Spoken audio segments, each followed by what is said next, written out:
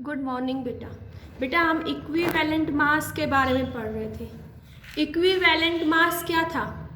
It is the mass of the substance which displace 1.008 parts by mass of hydrogen, 8 parts by mass of oxygen, 35.5 parts by mass of chlorine and 108 parts by mass of silver।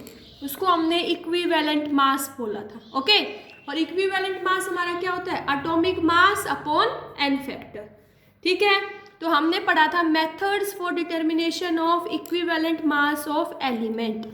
तो इसमें हमने first method पढ़ लिया था बेटा, hydrogen displacement method. ठीक है, अब हम पढ़ेंगे बेटा oxide formation method. Oxide formation method. ठीक है, तो यहाँ पे क्या होगा? एक नॉन मास का हम क्या लेंगे? मेटल। नॉन मास का मेटल लेंगे। ठीक है बेटा, नॉन मास का जो हमने एलिमेंट लिया वो कंबाइन होगा ऑक्सीजन के साथ, तो यहाँ से हमें उसका क्या मिल जाएगा? ऑक्साइड। क्या मिलेगा? ऑक्साइड। ठीक है, तो ये हमारे पास क्या था? Element. When a known mass of element combines with oxygen, तो यहाँ से हमें उसका क्या मिल गया? ऑक्साइड मिल गया। क्या मिल गया? ऑक्साइड। ठीक है बेटा, तो यहाँ से हम निकालेंगे मास of oxygen. Mass of oxygen तो हमें पता है, देखो बेटा, mass of element, mass of element plus mass of oxygen किसके इक्वल होगा? मास ऑफ ऑक्साइड के। ठीक है, तो यहां से बेटा हम निकालेंगे मास ऑफ ऑक्सीजन। तो मास ऑफ ऑक्सीजन किसके इक्वल होगा? Mass of oxide minus mass of element. ठीक है बेटा, तो यहां देखो बेटा, फॉर्मूला क्या होगा हमारा? फॉर्मूला होगा mass of element divided by mass of oxygen, mass of oxygen is equal to E upon 8। E क्या है बेटा? Equivalent mass of element. Equivalent mass of element. और 8 क्या है? Equivalent mass of oxygen. वो कितना होगा? 8 होगा। क्लियर हुआ यहाँ से? ठीक है, तुमसे कहेंगे find equivalent mass of element. क्या निकालो? Equivalent mass of element. तो यहाँ से बेटा इक्विवेलेंट मास ऑफ एलिमेंट किसके इक्वल आएगा?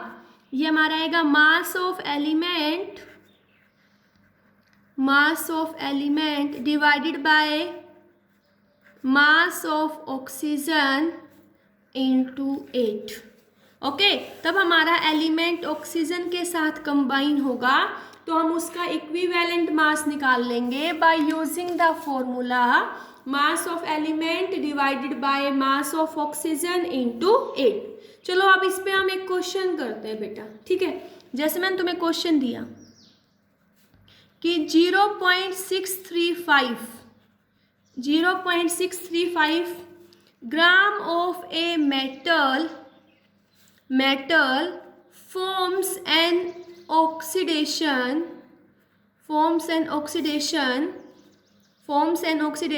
0.795 gram of the oxide. Then calculate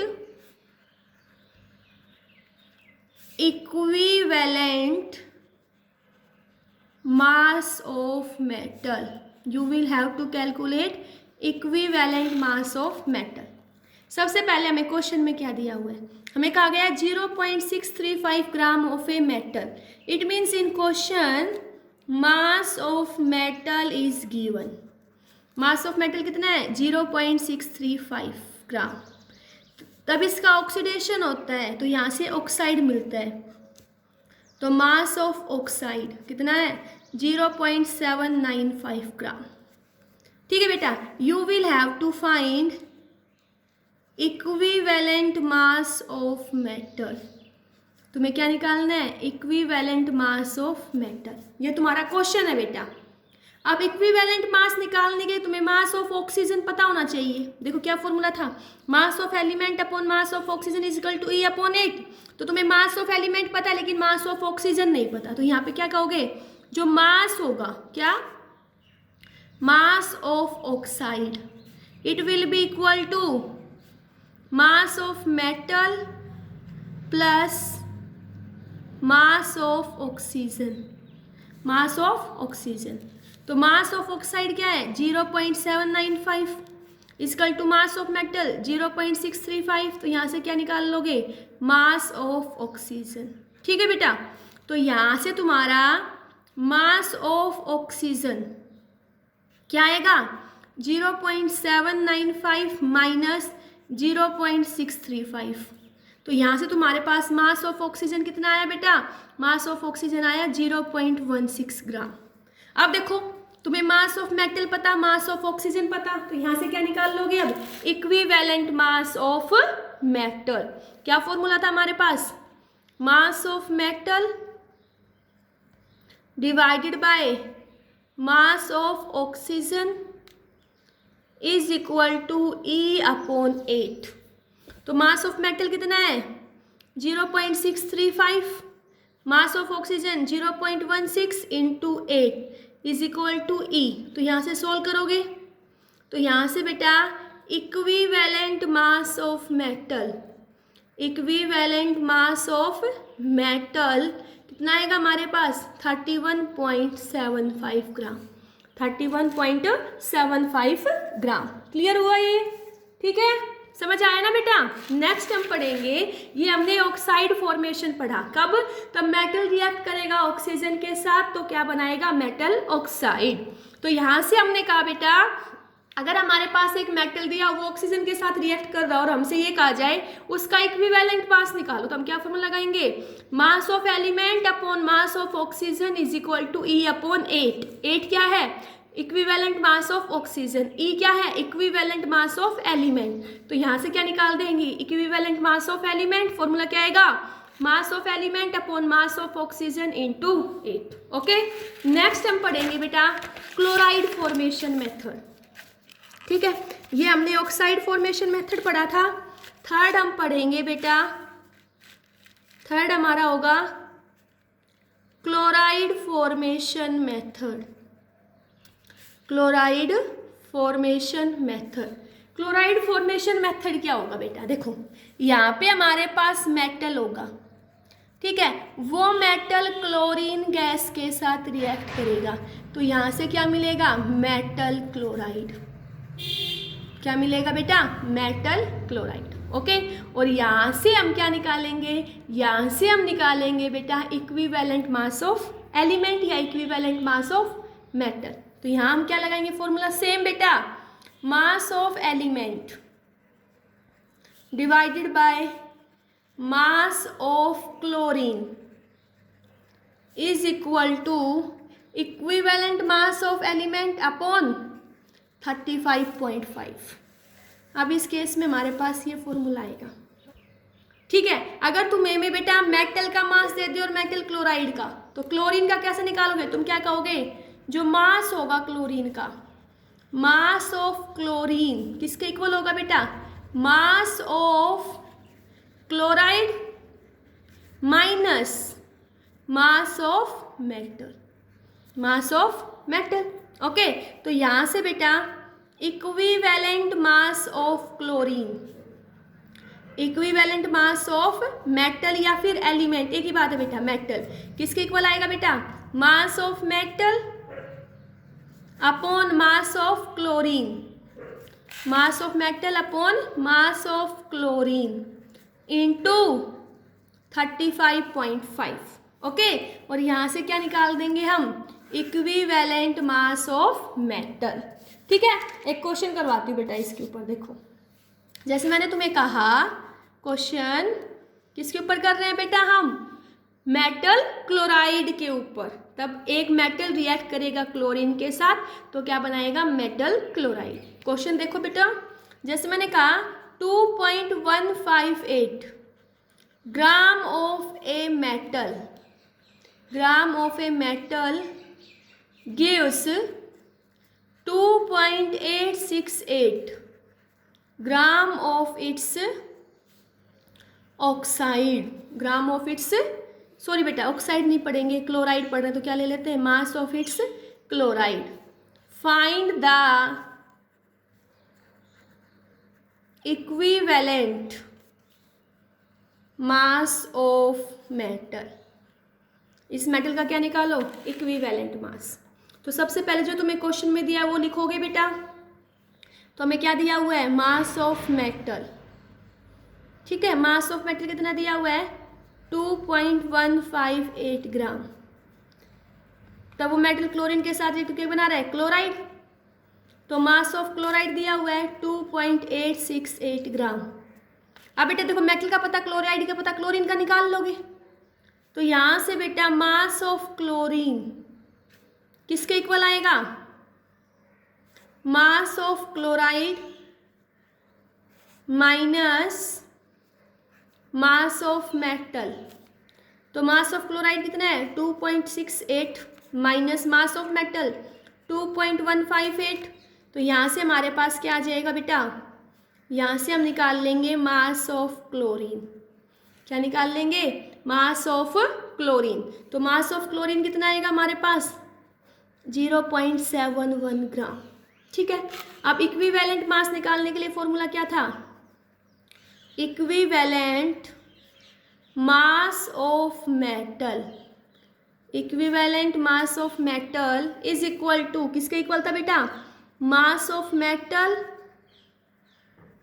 upon mass of chlorine into 35.5। तो मास ऑफ मेटल कितना है 2.158 divided by mass of chlorine 0.71 into 35.5। Okay, तो कितने पे जाएगा बेटा 35.5 0.71 से कैंसिल हो जाएगा।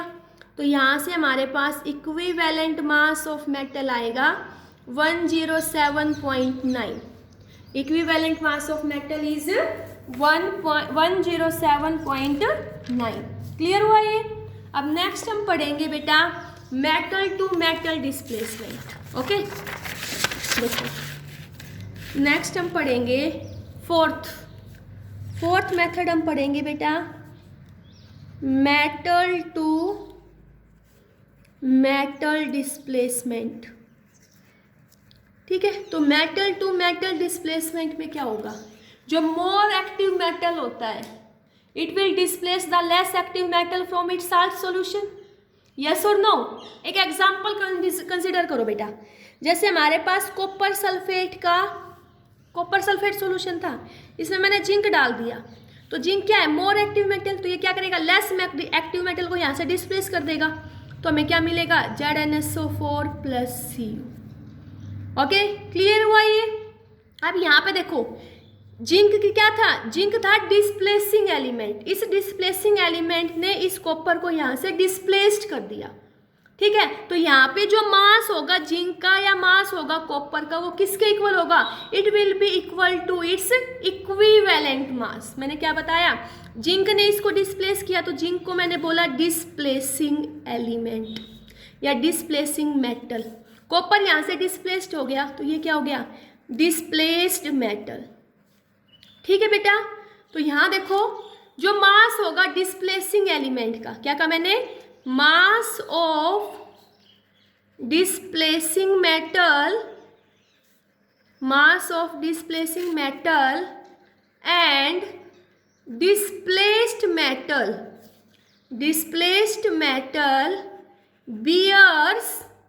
bears same ratio of their equivalent mass, ठीक है। जो मास डिस्प्लेस्ड होगा उसका रेशियो क्या होगा, उसके इक्विवेलेंट मास के। जैसे मैंने कहा mass of 1 upon mass of second it will be equal to the equivalent mass of first upon second. Okay, clear हुआ ये, किसी बच्चे को डाउट इसमें। अब आगे देखो लास्ट है बेटा डबल डिस्प्लेसमेंट मेथड। लास्ट है ये हमारा डबल डिस्प्लेसमेंट मेथड।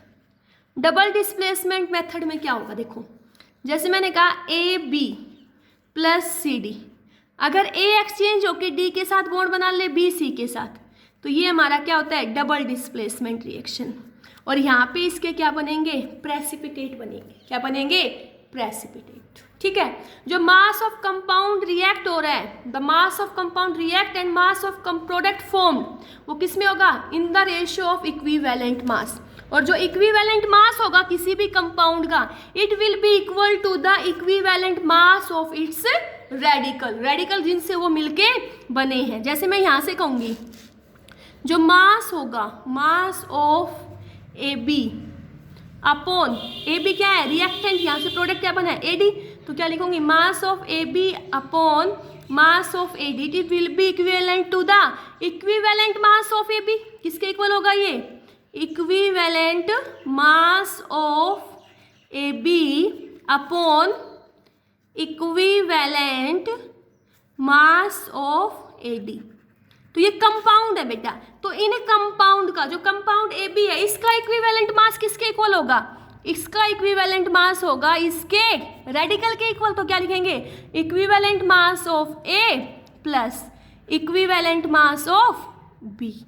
ओके, ऐसे ही ए डी का लिखेंगे, क्या लिखेंगे, equivalent mass of A plus equivalent mass of B. क्या आएगा ये, mass of A B upon mass of A D is equal to the equivalent mass of its radical. Okay, देखो फिर से बता रही हूँ, मैंने कहा डबल डिस्प्लेसमेंट मेथड है, एक मेटल दूसरे के साथ रिएक्ट करेगा, दूसरा इसके साथ रिएक्ट करेगा। तो यहाँ जो मास है, मास ऑफ ए बी, और इससे बना क्या प्रोडक्ट में, ए डी, तो mass of A B upon mass of A D किसके इक्वल होगा, equivalent mass of A B upon equivalent mass of A D. अब जो ए बी कंपाउंड है, इसका इक्विवेलेंट मास होगा इसके रेडिकल के इक्वल, तो इसमें रेडिकल क्या है, ए प्लस बी, तो किसके इक्वल होगा, equivalent mass of A plus equivalent mass of B. ऐसे बेटा equivalent mass of A D किसके इक्वल होगा, इसके रेडिकल के इक्वल, तो क्या लिखेंगे, equivalent mass of A plus equivalent mass of B. Clear हुआ ये, ठीक है। अब इसके ऊपर न्यूमेरिकल्स बेटा नेक्स्ट लेक्चर में करेंगे। Thank you.